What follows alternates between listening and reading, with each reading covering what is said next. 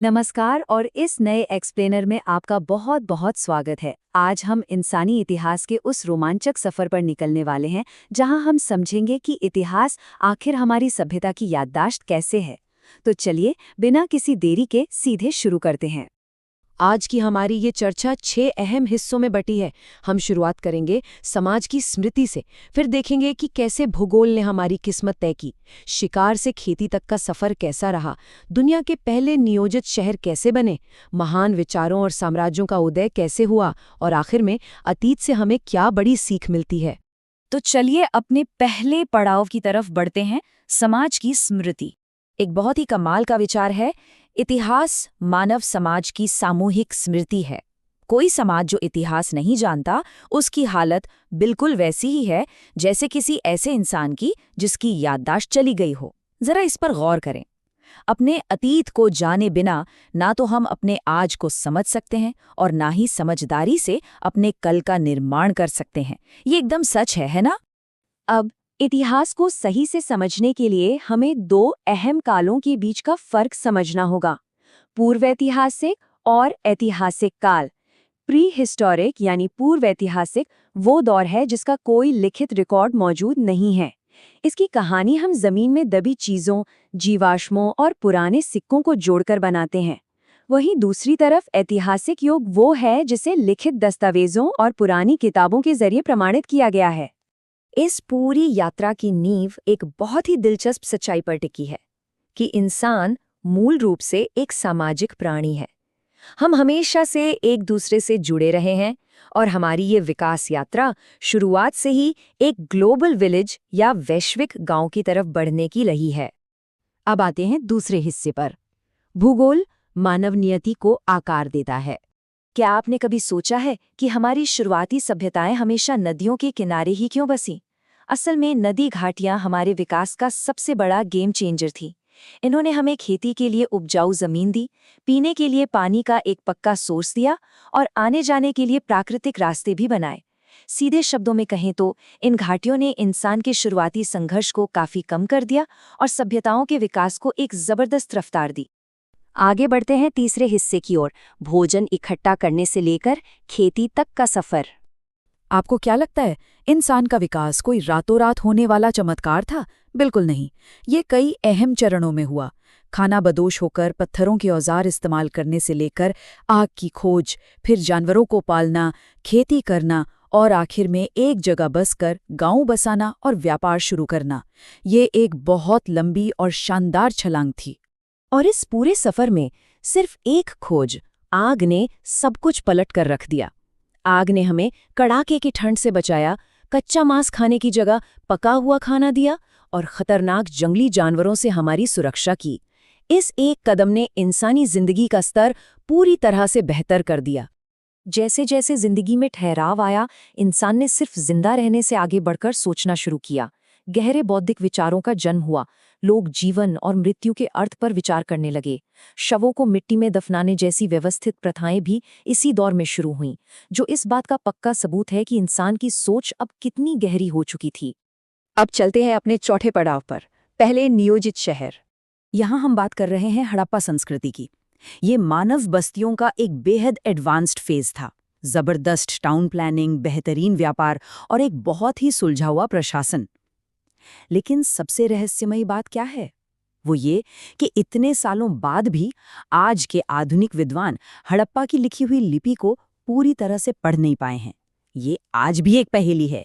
अगर हम मानव प्रगति के इस सफर को ध्यान से देखें तो इसकी रफ्तार सच में हैरान करने वाली लगती है। पाषाण युग के रोजमर्रा के संघर्ष से शुरू होकर आग की वो महान क्रांति, फिर खेती का ठहराव, उसके बाद हड़प्पा जैसे प्लांट शहर, वैदिक काल की बौद्धिक उड़ान और अंत में मौर्य साम्राज्य जैसा एक वेलफेयर स्टेट। ये कच्चे अस्तित्व से लेकर एक शानदार प्रशासनिक व्यवस्था तक की एक अटूट कड़ी है। चलिए अब पांचवें हिस्से पर आते हैं, विचार और महान साम्राज्य। ये वो दौर था जिसे हम विचार और प्रशासन का स्वर्ण युग कह सकते हैं। ज्ञान को सिर्फ सुनकर याद रखने वाली श्रुति परंपरा से निकलकर हमने वेदों को लिखित रूप में सहेजना शुरू किया।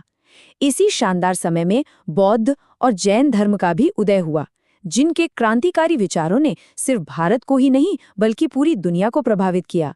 ये वो वक्त था जब हमारी भौतिक और बौद्धिक प्रगति एक साथ कदम से कदम मिलाकर चल रही थी।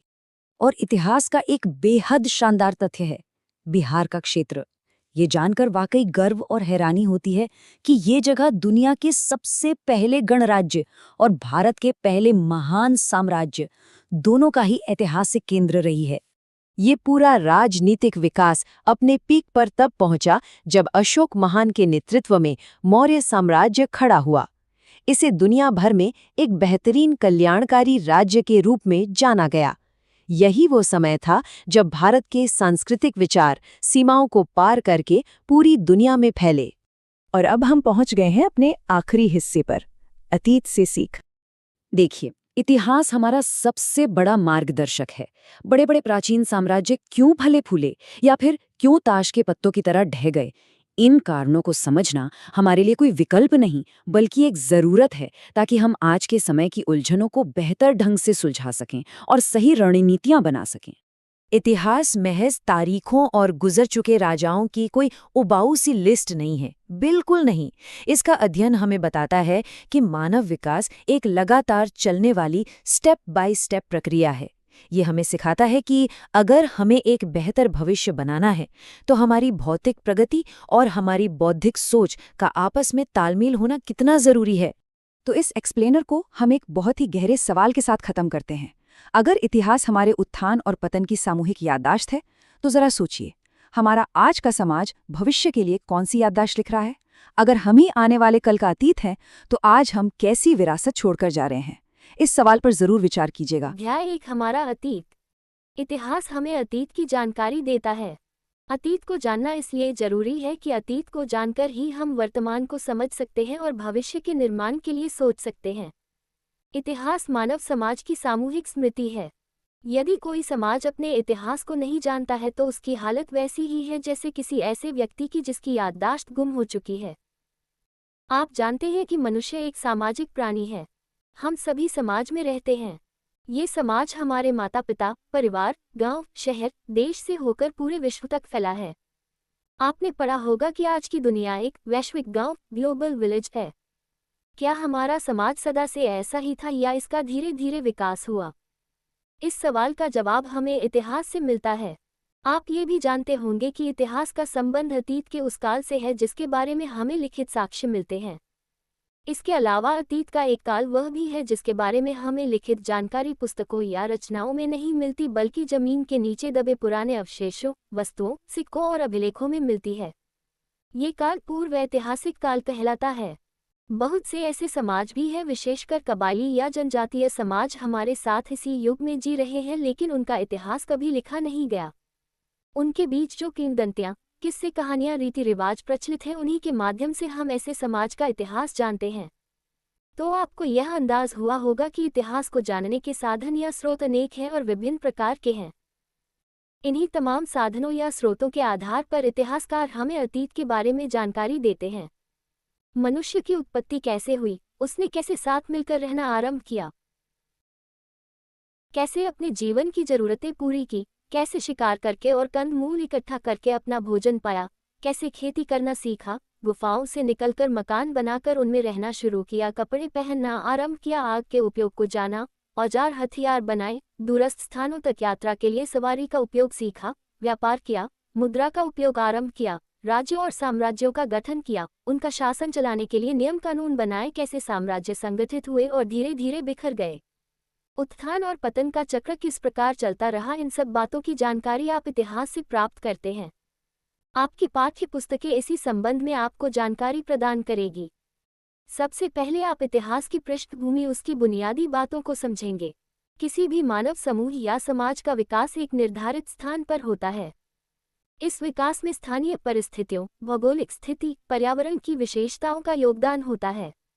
कभी आपने विचार किया है कि नदी घाटियों में ही आरंभिक सभ्यताओं का विकास क्यों हुआ?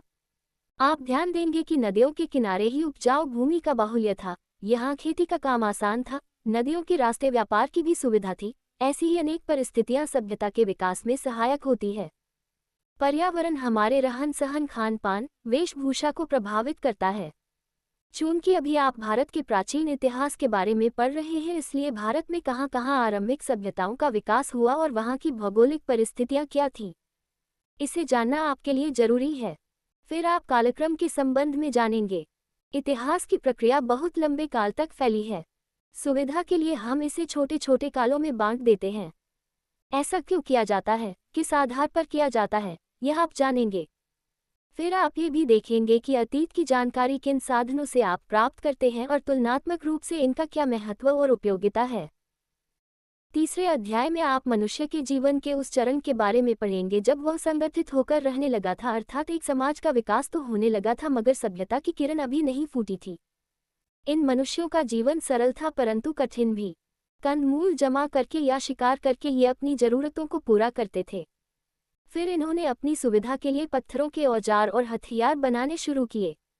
अब शायद आपको इनका महत्व आसानी से समझ में नहीं आए, मगर यह मनुष्य द्वारा पहला आविष्कार था। उसी तरह आग का उपयोग मनुष्य ने सीखा। ये भी एक बहुत महत्वपूर्ण खोज थी क्योंकि मनुष्य के जीवन में मौलिक परिवर्तन आया। अब वह अपना खाना पकाकर खाने लगा, आग से खुद को ठंड से और जानवरों से बचाने लगा। उसके जीवन का स्तर पहले से उन्नत हुआ। चौथे अध्याय में आप संगठित समाज की जीवन शैली को समझ सकेंगे। खेती तो मनुष्य ने सीख ली थी, अब पशुपालन, व्यापार और यातायात में प्रगति आई। स्थिर सोच बुझी जीवन ने सोच विचार के लिए अवसर प्रदान किया। जीवन के अर्थ और महत्व को समझने, मृत्युपरांत जीवन की कल्पना करने की क्षमता बढ़ी। मृतकों के संस्कार के तरीके सोचे गए। मिट्टी में शव को गाड़ने की प्रथा चली, जिसके साक्ष्य हमें दक्षिण भारत से मिलने लगते हैं। पांचवें अध्याय में आप हड़प्पा संस्कृति के बारे में पढ़ेंगे। ये वह चरण है जब मनुष्य ने अन्य अर्थों में सभ्य जीवन आरंभ कर दिया था, मगर लिपि विकसित न होने के कारण अपने इतिहास के लिखित साक्ष्य उसने नहीं छोड़े हैं।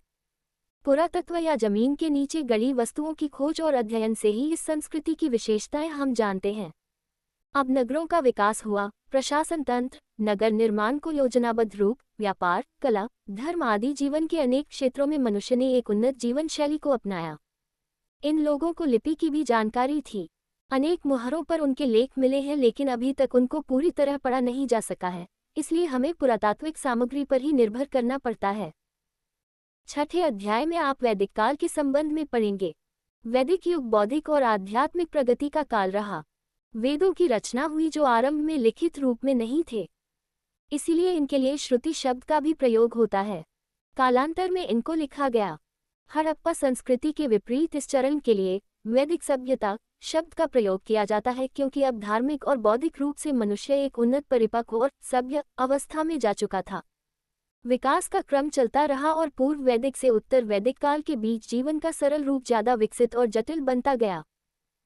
सातवां अध्याय उस चरण को दर्शाता है जब भौतिक जीवन और बौद्धिक जीवन दोनों में हुई प्रगति का एक समन्वित रूप सामने आया।